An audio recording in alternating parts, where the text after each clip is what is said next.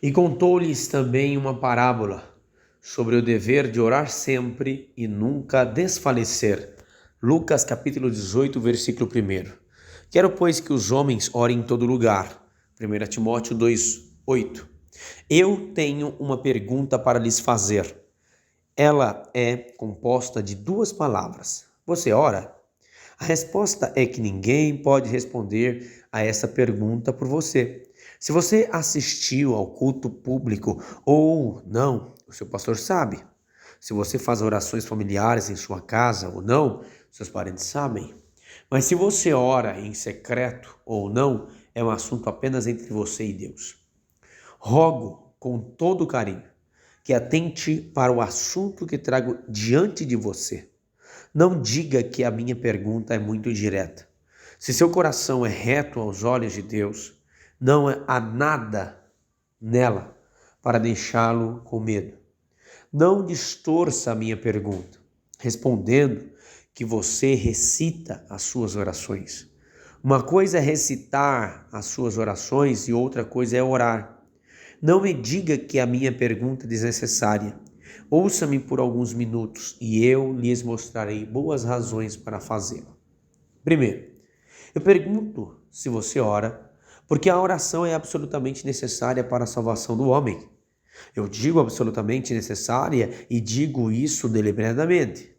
Não estou falando agora de crianças ou de ignorantes. Não estou me referindo a um estado de pagãos. Eu sei que onde pouco é dado, pouco também será cobrado. Falo especialmente daqueles que chamam cristãos em uma terra como a nossa. De tais digo, nenhum homem ou mulher pode esperar ser salvo se não ora. Eu defendo a salvação pela graça tão fortemente quanto qualquer um.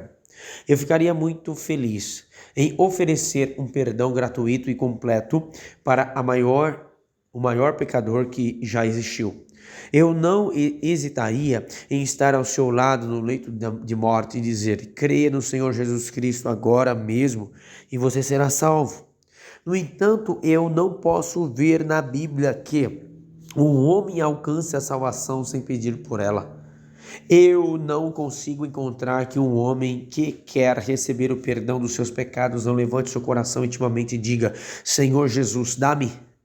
Eu posso encontrar que ninguém vai ser salvo por suas orações, mas não posso encontrar que sem oração alguém será salvo. Não é absolutamente necessário para a salvação de um homem que ele leia a Bíblia. Um homem pode não ter aprendido nada ou ser cego e ainda assim ter Cristo no seu coração. Não é absolutamente necessário que um homem deva ouvir a pregação pública do Evangelho. Ele pode viver onde o Evangelho não é pregado, ou ele pode estar acamado, ou ser surdo, mas a mesma coisa não pode ser dita sobre a oração. A oração de um homem é absolutamente necessária para a sua salvação. Não existe nenhuma entrada real, quer para a saúde, quer para a aprendizagem.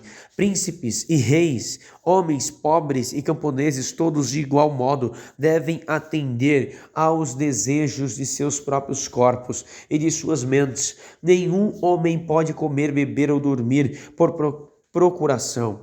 Nenhum homem pode aprender o alfabeto por outro homem. Tudo isso são coisas que cada um deve fazer por si mesmo, ou então não serão feitas. Assim como é com a mente e o corpo, é também com a alma. Há certas coisas absolutamente necessárias para a saúde e bem-estar da alma. Cada um deve atender a essas coisas por si mesmos. Por si mesmo. Cada um deve arrepender-se por si mesmo. Cada um deve dedicar-se a Cristo por si mesmo. E cada um deve falar com Deus e orar. Você deve fazê-lo você mesmo, pois ninguém pode fazer isso em seu lugar. Estar sem oração é estar sem Deus, sem Cristo, sem graça, sem esperança e sem céu. É estar na estrada para o inferno. Agora você sabe por que faço a pergunta? Você ora? 2. Novamente pergunto se você ora, porque o hábito da oração é uma das marcas mais seguras de um verdadeiro cristão. Todos os filhos de Deus na terra são iguais a este respeito. Eles oram desde o momento em que há qualquer sinal de vida e de realidade sobre a sua religião. Assim como o primeiro sinal de vida em uma criança quando nasce é o ato de respirar, assim o primeiro ato de homens e mulheres quando nascem de novo é orar. Esta é uma das marcas em comum de todos os eleitos de Deus. Eles clamam a Ele dia e noite. Lucas 18:1. O Espírito Santo que os torna novas criaturas opera neles o sentimento de adoção e os faz clamar, Abba, Pai. Romanos 8:15. Quando o Senhor Jesus os vivifica, dá a eles uma voz e uma língua. Ele lhes diz, não seja mais mudo. Deus não tem filhos mudos. É parte da nossa nova natureza orar assim como é de uma criança chorar. Eles veem a sua necessidade de misericórdia e de graça. Eles sentem um vazio e a fraqueza. Eles não podem agir de outra maneira. Eles devem orar.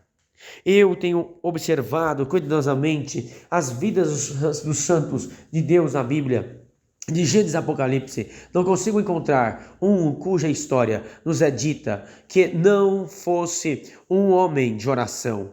Encontro mencionada como uma característica dos que temem a Deus, que eles clamam ao Pai, que invocam o nome do Senhor Jesus Cristo. 1 Pedro 1,17, 1 Coríntios 1,12. Acho registrada como uma característica dos ímpios que eles não invocam ao Senhor. Salmos 14:4.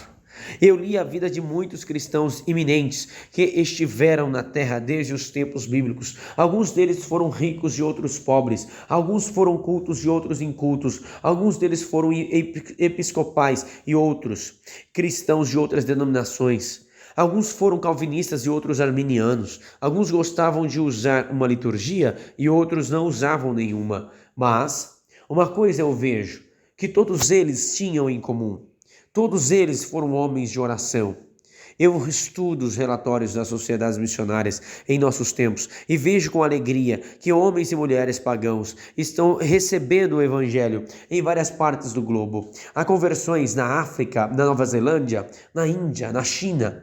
As pessoas convertidas são naturalmente diferentes das outras em muitos aspectos, mas uma coisa impressionante tenho observado em todos os campos missionários: os convertidos sempre oram. Eu não nego que um homem pode orar sem coração e sem sinceridade. Nem por um momento tenho pretensão de afirmar que o mero fato de uma pessoa orar prova qualquer coisa sobre a sua alma, assim como em qualquer outra parte da religião. Também neste assunto não pode haver engano e hipocrisia. Mas isto eu digo, que não orar é uma prova clara de que um homem ainda não é um verdadeiro cristão. Ele não pode realmente sentir os seus pecados, não pode amar a Deus, não pode sentir-se devedor de Cristo, não consegue sustentar a santidade por muito tempo, não pode desejar o céu. Ele ainda tem que nascer de novo, ainda tem que ser feito uma nova criatura. Ele pode se gabar confiadamente da eleição, graça, fé, esperança e conhecimento, e enganar as pessoas ignorantes. Mas você pode ter certeza que tudo conserva vã se ele não orar. Ademais, digo que de todas as evidências do verdadeiro trabalho do Espírito que podem ser nomeadas a um hábito saudável de oração privada, é um dos mais satisfatórios. O homem pode pregar por motivos falsos, o homem pode escrever livros e fazer belos discursos e parecer diligente em boas obras e ainda ser Judas Iscariotes, mas um homem raramente vai para o seu quarto e derrama sua alma perante Deus em segredo, a menos que ele seja sincero. O próprio Senhor estabeleceu a sua marca sobre a oração como a melhor prova de uma verdadeira conversão. Quando mandou Ananias e Saulo em Damasco, o Senhor não deu a ele outra prova da mudança, da conversão de Saulo além desta. Eis que ele está orando, Atos 9:11. Eu sei que muitas coisas que estão na mente de um homem pode levá-la a orar. Ele pode ter muitas convicções, desejos, vontades, sentimentos, intenções, resoluções, esperanças e medos, mas todas essas coisas são indicações muito incertas. Elas podem ser encontradas em pessoas ímpias e muitas vezes não levam a nada. Muitas não são mais duradouras do que a nuvem da manhã e o orvalho que passa. Uma oração verdadeira e saudável flui de um coração contrito e quebrantado e vale mais do que todas essas coisas juntas. Eu sei que é o Espírito Santo que chama os pecadores dos seus maus caminhos e em muitos casos os leva em passos lentos ao conhecimento de Cristo, mas o olho do homem só pode julgar pelo que vê. Eu não posso chamar alguém de justificado até que ele creia. Não me atrevo a dizer que alguém crê até que ore, e eu não consigo entender uma fé muda. O primeiro ato de fé é querer falar com Deus. A fé é para a alma, o que a vida é para o corpo.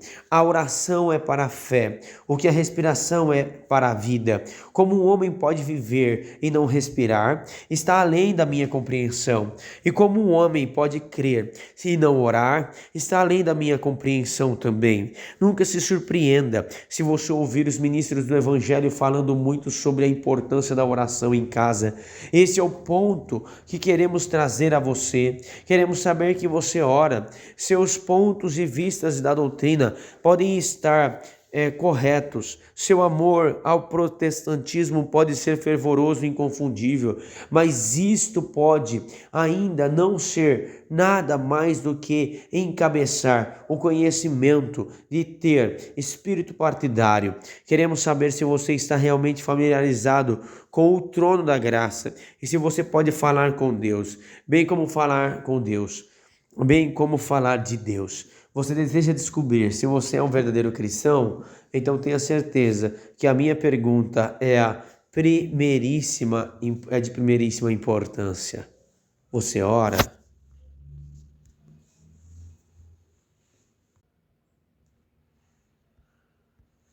3. Pergunto se você ora, porque não há nenhuma obrigação na religião tão negligenciada como a oração em secreto. Vivemos em dias de abundante profissão religiosa. Há mais lugares de culto público agora do que jamais houve. Há mais pessoas frequentando-os do que em qualquer outro momento anterior. E apesar de toda essa religião pública, eu acredito que há um grande descaso com a oração particular. É uma dessas relações privadas entre Deus e a nossa alma que nenhum olho vê. E, portanto, os homens são tentados a passar por cima dela e deixá-la negligenciada. Acredito que milhares nunca proferiram uma palavra de oração por tudo o que têm. Eles comem, eles bebem, eles dormem, eles acordam, saem para o seu trabalho, voltam para suas casas, eles respiram o ar de Deus, eles veem o sol de Deus, andam na terra de Deus, gozam das misericórdias de Deus, eles têm campos que morrem, eles têm juízo e eternidade diante deles, mas nunca falam com Deus. Eles vivem como animais que perecem, se comportam como criaturas sem alma, eles não têm uma palavra para dizer. Aquele em cuja mão está a vida, a respiração e todas as coisas, ele cuja boca um dia deverão receber sua sentença eterna. Com isso parece terrível, a não ser que seus segredos sejam frequentemente confessados. Eu acredito que para dezenas de milhares as orações são nada mais do que um mero sistema, um conjunto de palavras repetidas mecanicamente, sem pensar sobre o seu significado. Alguns dizem algumas frases apressadas aprendidas no berçário quando eram crianças. Alguns que tentam em repetir o credo, esquecendo-se que não há nenhum pedido nele. Alguns recitam o Pai Nosso, mas sem menor desejo de que as suas petições solenes possam ser concedidas. Muitos daqueles que usam bons sistemas, murmuram as suas orações, depois já estão na cama, ou enquanto levam-se ou se vestem de manhã. Os homens podem pensar o que quiser, mas podem ter certeza que aos olhos de Deus não estão orando. Palavras ditas sem coração são tão inúteis para a nossa alma como são as batidas do tambor do pobre pagão diante dos seus ídolos. Onde não há coração, não pode haver trabalho dos lábios e da língua, mas não há nada que Deus escute, não há oração. Saulo, não tenho dúvidas, disse muitas orações longas antes que de o Senhor o encontrar no caminho de Damasco, mas foi só depois do seu coração ser quebrantado que o Senhor disse: ele está orando. Isso surpreende você? Ouça-me. Eu vou mostrar-lhe que não estou falando sem razão. Você acha que as minhas afirmações são extravagantes e injustificáveis? Dê-me a sua atenção e em breve vou mostrar-lhe que eu estou apenas dizendo a verdade. Você se esqueceu que não é natural para qualquer pessoa orar? A inclinação da carne é inimizade contra Deus. Romanos 8:7. O desejo do coração do homem é ir para longe de Deus e não ter nada a ver com Ele. Seu sentimento em relação a Ele não é amor, mas o medo. Porque então um homem deve orar quando ele não tem nenhum sentido real de pecado, nem sentimento real de necessidades espirituais, nenhuma crença profunda em coisas invisíveis, nenhum desejo de santidade e do céu. De todas essas coisas, a vasta maioria dos homens não sabe e não sente nada. A multidão caminha no caminho largo. Eu não consigo me esquecer disso. Por isso eu digo com ousadia: acredito que poucos oram. Você se esqueceu que não está na moda orar? É um hábito de muitos teriam bastante vergonha de possuir. Há centenas de pessoas que preferiam enfrentar uma multidão por causa de uma violação, ou serem deixados com uma esperança vã e confessar publicamente que têm o hábito da oração. Há milhares de pessoas que, se obrigados a dormir no mesmo quarto com um estranho, se deitariam na cama sem uma oração, se vestir bem, ir a teatros, ler, ser tido como inteligente e agradável. Tudo isso está na moda, mas orar não. Eu não consigo me esquecer disso. Eu não posso pensar que um hábito é comum, se tantos parecem envergonhar-se de possuí-lo. Acredito que poucos oram. Você se esqueceu do tipo de vida que muitos levam? Podemos realmente acreditar que as pessoas estão orando contra o pecado noite e dia, quando vemos mergulhar nele? Podemos supor que eles oram contra o mundo, quando estão inteiramente absorvidos e levados em suas atividades? Podemos pensar que eles realmente pedem a Deus a graça de servir-lhe, quando eles não mostram o menor desejo de servir a Ele em tudo? Oh, não é claro, como o dia que a grande maioria dos homens não quer pedir nada a Deus, ou não querem dizer o que realmente dizem quando pedem, o que é exatamente a mesma coisa. Orar e pecar nunca viverão juntos no mesmo coração. A oração consumirá o pecado, ou o pecado obstruirá a oração. Eu não consigo me esquecer disso. Eu olho para a vida dos homens, acredito que poucos oram. Você se esqueceu da maneira como muitos morrem? Como muitos, quando se aproximam da morte, veem-se inteiramente estranhos a Deus.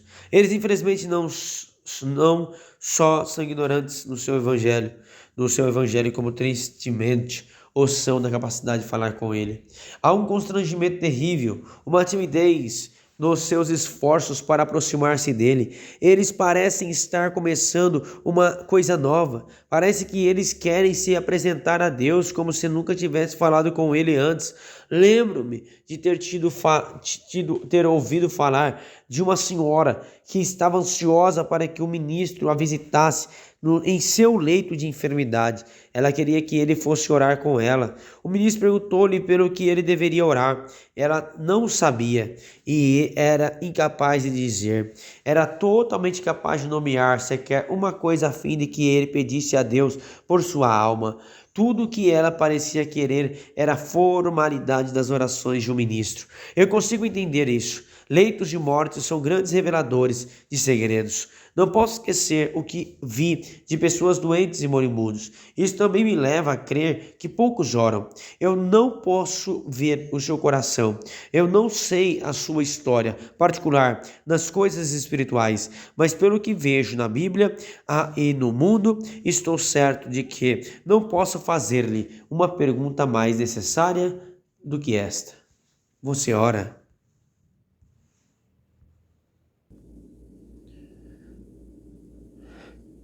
4.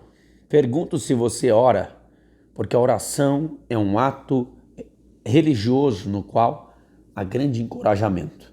Tudo há da parte de Deus para fazer a oração fácil, se os homens somente quiserem tentar. Tudo está pronto a favor deles. Cada objeção é antecipada, cada dificuldade está prevista. Os lugares tortuosos são endireitados, e os lugares ásperos são feitos suaves. Não há desculpa para o homem ficar sem oração. Há um caminho pelo qual todos os homens, mesmo pecadores e indignos, podem aproximar-se de Deus Pai. Jesus Cristo, que abriu caminho pelo sacrifício que fez por nós na cruz. A santidade e a justiça de Deus não precisa assustar os pecadores e mantê-los longe. Apenas deixe-os chamar a Deus em nome de Jesus. Apenas deixe-os invocar o nome expiatório de Jesus. E eles deverão encontrar Deus em um trono de graça, disposto e pronto a ouvi-los. O nome do Senhor, o nome de Jesus, é para as nossas orações um passaporte que nunca falha. Nesse nome, um homem pode aproximar de Deus com ousadia e pedir com confiança. Deus se empenhou para ouvi-lo. Pense nisso. Não é isso um encorajamento? Existe um advogado e intercessor sempre esperando para apresentar as orações daqueles que vêm a Deus por meio dele. Esse advogado é Jesus Cristo. Ele mistura com nossas orações o incenso de sua toda poderosa intercessão. Então, ao se misturarem, sobe como um cheiro suave diante do trono de Deus. Em si mesmas, elas são pobres, mas são fortes e poderosas nas mãos do nosso sumo sacerdote, irmão mais velho. Uma cédula sem uma assinatura embaixo, nada mais é que um pedaço de papel sem valor. Ao passar de uma caneta, confere-lhe todo o seu valor. A oração de um pobre filho de Adão é uma coisa fraca em si mesma, mas uma aprovada pela mão do Senhor Jesus valerá muito. Havia um oficial na cidade de Roma nomeado para ter suas portas sempre abertas para receber qualquer cidadão romano que procurasse por ajuda. Do mesmo modo, os ouvidos do Senhor Jesus estão sempre abertos para o clamor de todos os que querem misericórdia e graça. O seu ofício é ajudá-los. As orações deles não são o seu deleite. Pense nisso. Não é isso um encorajamento? O Espírito Santo sempre está pronto a ajudar em nossas fraquezas na oração. É uma parte especial do seu ofício nos ajudar em nossos esforços de falar com Deus. Nós não precisamos ficar abatidos e angustiados pelo medo de não saber o que dizer. O Espírito nos dará palavras se buscarmos sua ajuda. As orações do povo do Senhor são inspiradas pelo Espírito do Senhor. São o trabalho do Espírito Santo que habita dentro deles. como o espírito da graça e de súplicas. Certamente o povo de Deus pode esperar ser ouvido. Não é somente a oração deles, mas o Espírito Santo suplicando neles. Leitor, pense nisso. Não é isso um encorajamento? Há grandes e preciosas promessas para aqueles que oram. O que o Senhor Jesus quis dizer quando falou palavras tais como estas? Pedi e dar-se-vos-á, buscai e encontrareis, batei e abrir-se-vos-á, porque aquele que pede recebe, e o que busca encontra, e o que bate abre-se-lhe-á. Mateus capítulo 7, versículo de número 7 e 8. E tudo o que pedirdes em oração crendo recebereis. Mateus capítulo 21, versículo 22. E tudo quanto pedirdes em meu nome, eu o farei, para que o Pai seja glorificado no Filho. Se pedirdes alguma coisa em meu nome, eu o farei. João capítulo 14, versículos número 13 e 14. O que o Senhor quis dizer quando contou-lhes a parábola do amigo importuno e do juiz iníquo? Lucas capítulo 11, versículo 5, capítulo 18, versículo 1. Pense nessas passagens. Se isso não é um encorajamento a orar, então essas palavras não têm nenhum significado. Há maravilhosos exemplos nas Escrituras sobre o poder de orar, da oração. Nada parece ser demasiado grande, demasiado forte ou de muito difícil para a oração. Ela obteve coisas que pareciam impossíveis, fora do alcance. Ela ganhou vitórias sobre o fogo, ar, terra e água. A oração abriu o mar vermelho. A oração trouxe água da rocha e pão do céu. A oração fez o sol ficar parado. A oração trouxe o fogo do céu sobre o sacrifício de Elias. A oração transformou o conselho de Aitofel em loucura. A oração derrubou o exército de Senaqueribe. A rainha Maria da Escócia bem pode dizer: eu temo as orações de John Knox mais do que um exército de 10.000 homens. A oração curou os enfermos. A oração tem levantado os mortos. A oração tem adquirido a conversão das almas. O filho de muitas orações. Disse um velho cristão para a mãe de Agostinho: nunca perecerá. Oração, sofrimento e fé podem fazer qualquer coisa. Nada parece impossível quando um homem tem um espírito de adoção. Deixe-me sozinho. É notável que Deus diz: quando Moisés estava prestes a interceder pelos filhos de Israel, a versão caldeia traz: deixe de orar. Deixe de orar. Êxodo 32:10. Enquanto Abraão pediu misericórdia para Sodoma, o Senhor continuou dando. Ele nunca deixou de dar até que Abraão deixou de orar. Pense nisso. Não é isso um encorajamento? O que mais além das coisas que eu lhes disse sobre a oração, um homem pode querer dar um passo a mais na religião? Na religião, o que mais poderia ser feito que já não tenha sido para tornar o caminho ao propiciatório acessível, para remover todas as situações de tropeço do caminho do pecador?